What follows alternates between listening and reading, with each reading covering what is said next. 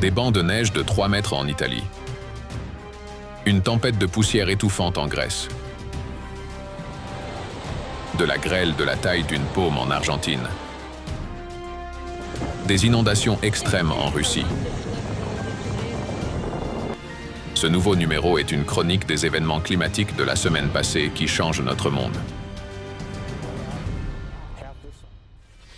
Russie.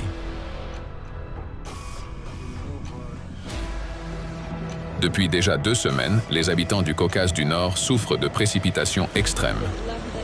À la fin du mois de mars, un vaste cyclone a apporté en République de Tchétchénie des inondations qui ont endommagé 30 ponts et plus de 3000 bâtiments, dont plus de 100 maisons ont été complètement détruites.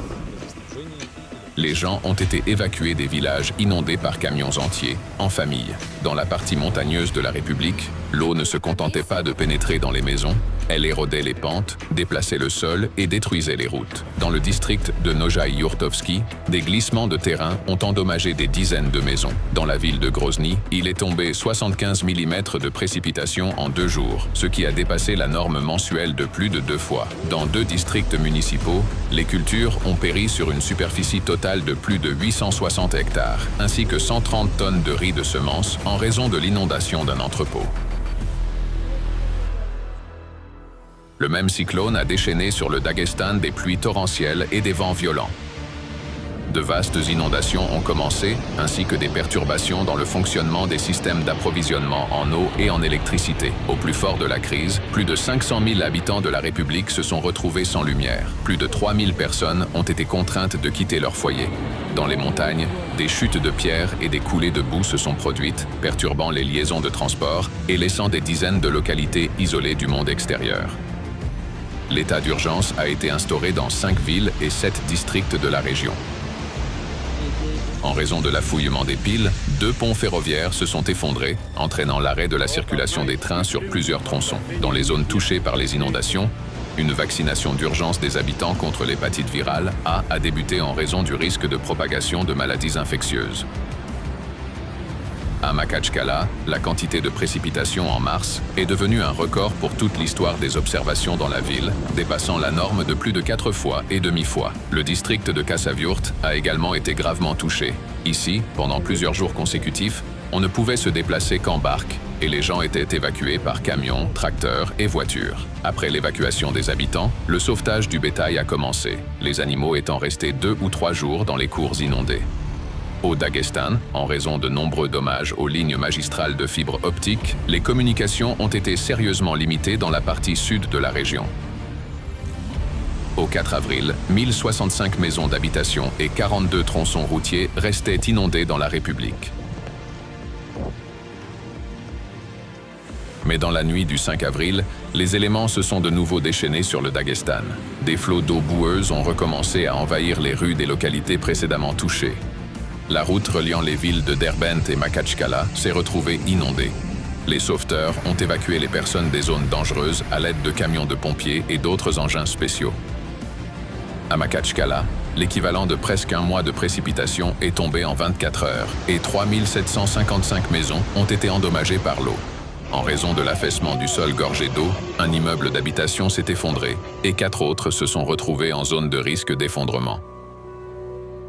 À Derbent, en 2 jours, il est tombé 5 fois et demi-fois plus de pluie qu'il n'en tombe habituellement en un mois.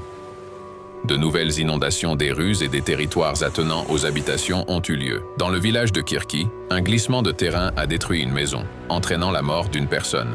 Dans le district de Derbent au Daghestan, une rupture de digue s'est produite au réservoir de Gedjuk. Plus de 4000 personnes ont été évacuées préventivement de 4 localités. Le courant violent a emporté des voitures sur la route fédérale. 7 personnes ont pu être secourues, mais 2 sont malheureusement décédées.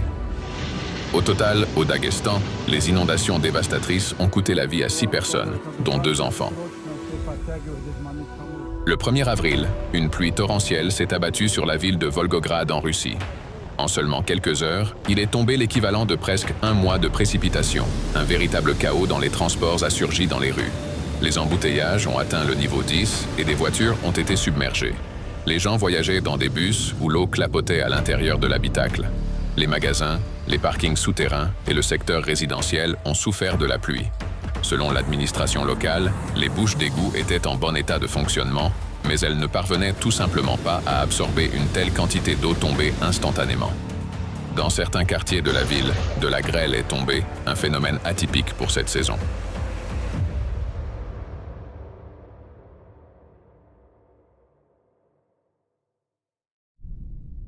Afghanistan. De fortes pluies, commencées le 26 mars, ont provoqué des inondations dévastatrices dans la plupart des provinces d'Afghanistan. Par endroits, plus de 100 mm de précipitations sont tombées en peu de temps. La situation a été aggravée par la fonte saisonnière des neiges, particulièrement dans les régions montagneuses. À la suite de la catastrophe, environ 5000 maisons ont été détruites ou endommagées. Le système d'approvisionnement en eau est hors service. Des milliers d'hectares de terres agricoles ont été anéantis et des centaines de têtes de bétail ont péri. Dans la province de Ghazni, en raison de la montée soudaine des eaux, un bus de passagers s'est renversé, 2 personnes sont mortes, plus de 10 ont été blessées et un enfant est porté disparu. En plus des pluies continues, de fortes chutes de neige se sont produites dans plusieurs provinces depuis le 2 avril. Un phénomène extrêmement inhabituel pour la région à cette période de l'année. Les arbres fruitiers en fleurs et les semis déjà sortis de terre se sont retrouvés recouverts de neige. Dans la province méridionale de Zaboul, où prédomine un climat chaud et sec, la hauteur de la couche de neige a atteint par endroits un niveau sans précédent de 75 cm. Ces chutes de neige anormales et ces pluies diluviennes ont perturbé la circulation routière, y compris sur des axes majeurs. Plus de 350 km de routes ont été inondées. En raison de chutes de pierres et de glissements de terrain, la route Kaboul-Jalalabad a également été fermée. À travers le pays, les intempéries ont coûté la vie à au moins 99 personnes. 154 personnes ont été blessées. Tempête Herminio. Le 1er avril, la tempête Herminio s'est abattue sur le sud de l'Europe, provoquant de fortes pluies, des chutes de neige et des orages. L'île grecque de Crète a été recouverte par un phénomène atmosphérique d'une intensité rare. Un nuage dense de poussière du Sahara qui a teinté le ciel de nuances rouges orangées. La qualité de l'air s'est brutalement dégradée. Le niveau de particules de poussière a dépassé la norme de plusieurs fois et est devenu l'un des plus extrêmes de ces dernières années. Les gens se plaignaient de brûlures aux yeux, d'irritations à la gorge et ont été contraints de porter des masques. Selon les habitants, des tempêtes aussi intenses ne s'étaient jamais produites ici auparavant. Les rues, les maisons et les voitures se sont couvertes d'une couche de boue rouge à cause de la pluie mêlée à la poussière. La situation s'est compliquée lorsque, dans certaines zones, les rafales de vent ont atteint près de 120 km/h. Les transports ont été perturbés. Des vols ont dû être annulés ou déroutés, et les ferries sont restés au port en raison des vagues hautes. Sur d'autres îles, des problèmes d'infrastructure et d'approvisionnement électrique ont été enregistrés à cause de la tempête. Sur l'île de Poros, des pluies torrentielles ont provoqué une inondation massive. Des routes ont été détruites, les flots ont emporté des voitures et inondé des dizaines de maisons, tandis que sur les îles de Rhodes et de Kos, des navires à l'ancre ont subi des dommages. Sur la partie continentale de la Grèce, la tempête a provoqué des inondations et des centaines d'appels d'urgence aux services de secours. Dans la région de l'Attique, près d'Athènes, les éléments ont conduit à une tragédie.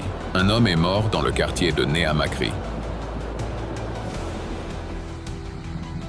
Le même jour, la tempête Herminio a également frappé l'Italie, combinant le froid hivernal et la neige avec des pluies diluviennes.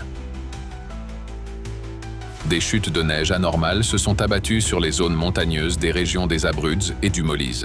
Dans la commune de Capracotta, la hauteur des bancs de neige atteignait 2,5 mètres, des valeurs qui n'avaient pas été observées en avril depuis au moins 40 ans. Dans le secteur du massif de la Magella, une couche de neige de 3 mètres est devenue un record pour le printemps. Les sauveteurs, accompagnés de militaires, sont venus en aide aux touristes qui s'étaient retrouvés bloqués dans un hôtel de montagne à cause des énormes congères. Au pied des montagnes, les pluies diluviennes ont fait déborder les ruisseaux et les rivières, provoquant des inondations locales dans les villes. Dans la région des Abruzzes, la rivière Osento, sortie de son lit, a inondé la ligne de chemin de fer et la circulation des trains a été interrompue. Sur la route nationale Adriatica, le trafic a été totalement interrompu en raison de l'effondrement d'un pont sur la rivière Trinio. Dans la région du Molise, à cause de la tempête sur la côte, des centaines de personnes ont été contraintes de quitter leur foyer. Et en Basilicate, dans la commune de Rappola, un tronçon de route s'est effondré. Le glissement de terrain et la destruction de la structure de soutènement ont endommagé les bâtiments voisins. Tempête de grêle. Le 31 mars, une puissante tempête a frappé le département de San Rafael dans la province argentine de Mendoza. En seulement 15 minutes, une quantité énorme d'eau et de grêle a causé des problèmes de circulation sur les routes d'accès à la région. Les habitants locaux ont été alarmés par la taille des grêlons. Des témoins ont rapporté des pierres de glace de la taille d'un œuf de poule et même d'une paume humaine. Dans la ville de San Rafael, la grêle a transpercé les toits des maisons, endommagé les voitures, laissant de profondes bosses sur les carrosseries et des vitres brisées.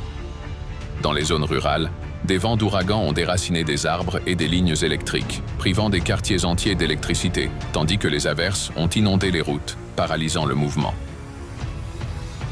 Le coup le plus dur a été porté au secteur agraire, qui est la base de l'économie locale. La grêle a détruit les cultures, les vergers et les vignobles. Les producteurs commencent à peine à évaluer les dommages, mais il est déjà évident que les pertes sont colossales.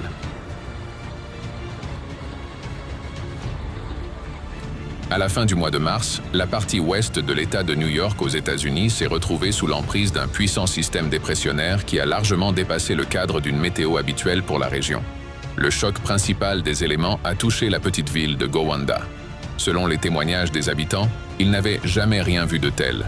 Le ciel s'est brusquement obscurci et la grêle est tombée avec un débit si dense qu'il était dangereux de se trouver dehors. Dans les écoles de la ville, un mode de confinement a été instauré. Tous les élèves et le personnel devaient rester dans les bâtiments jusqu'à l'amélioration des conditions météo.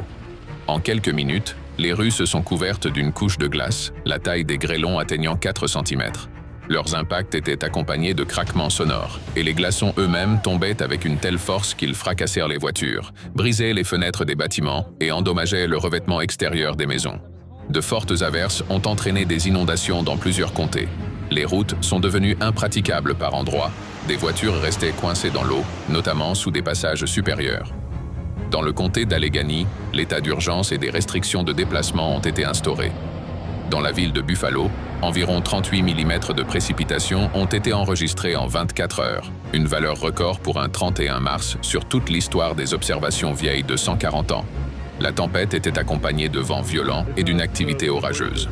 Une tornade confirmée de catégorie EF a abattu des arbres et endommagé certaines structures. Heureusement, il n'y a pas eu de victimes.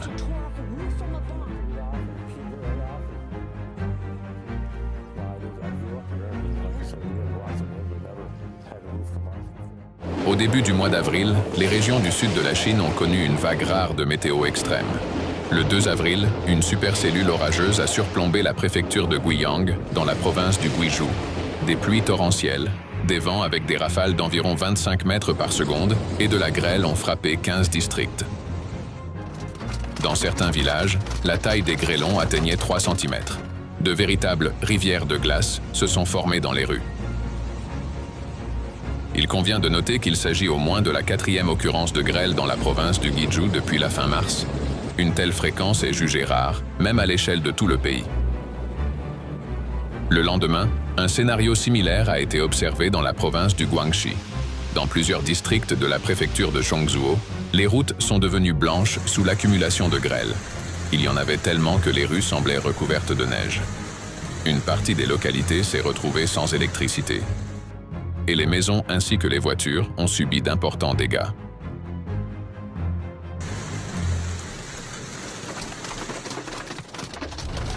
En seulement une semaine, le monde a été confronté simultanément à plusieurs épisodes de grêle anormale, chacun se distinguant par des caractéristiques atypiques, taille gigantesque, caractère hors saison, quantité sans précédent. De plus, tout cela s'est produit de manière quasi synchrone dans différents coins de la planète.